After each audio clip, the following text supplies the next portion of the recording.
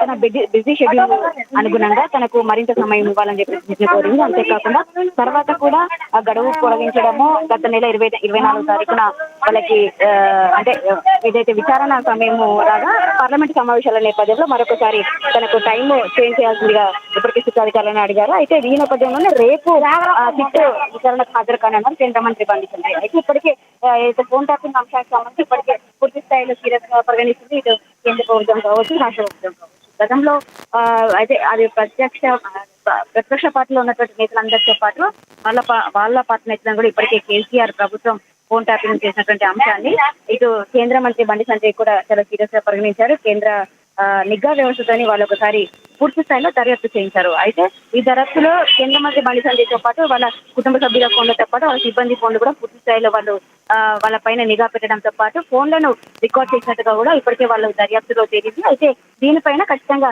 CBI enquiry వేయించాలని చెప్పేసి ఇప్పటికే పట్టుబడుతున్న నేపథ్యం అయితే కనబడుతుంది. అయితే రేపు లేఖీ గెస్ట్ హౌస్ లో కేంద్ర మంత్రి బండి సంజయ్ 11వ ప్రాంతంలో వాళ్ళ యొక్క అంటే విచారణ కొనసాగించే అవకాశం ఉంది. అయితే ఈ విచారణలో ఎలాంటి అంశాలను బండి సంజయ్ చెప్పిపోతున్నారనే అంశం కూడా చాలా ఆసక్తికరంగా మారింది. ఎందుకంటే ఖచ్చితంగా పూర్తి స్థాయిలో నా దగ్గర పూర్తి ఆధారాలు ఉన్నాయి. వాళ్ళు ఎలాంటి విషయాలను అంటే పణంగా పెట్టి వాళ్ళు ఏదైతే ఫోన్ ట్యాపింగ్ పాల్పడ్డారో పూర్తి స్థాయిలో నా దగ్గర ఆధారాలు ఉన్నాయి. ఖచ్చితంగా నేను సిట్ ముందు ఇస్తానని చెప్పేసి ఇప్పటికే బండి సంజయ్ చెప్పినటువంటి నేపథ్యంలో రేపు విచారణకు హాజరైతే బండి సంజయ్ అంటే ఎలాంటి విషయాలను బయట పెట్టబోతున్నారు, సిట్ ఎలాంటి విషయాలపైన స్పందిస్తుందనే అంశం మాత్రం కొంత ఆసక్తిగా మారింది. మొత్తానికి రేపు ఉదయం 11 గంటల ప్రాంతంలో బండి సంజయ్ అయితే వారి యొక్క వాంగ్మూలాన్ని సిట్ ముందు ఉంచే అవకాశం అయితే కనబడుతుంది.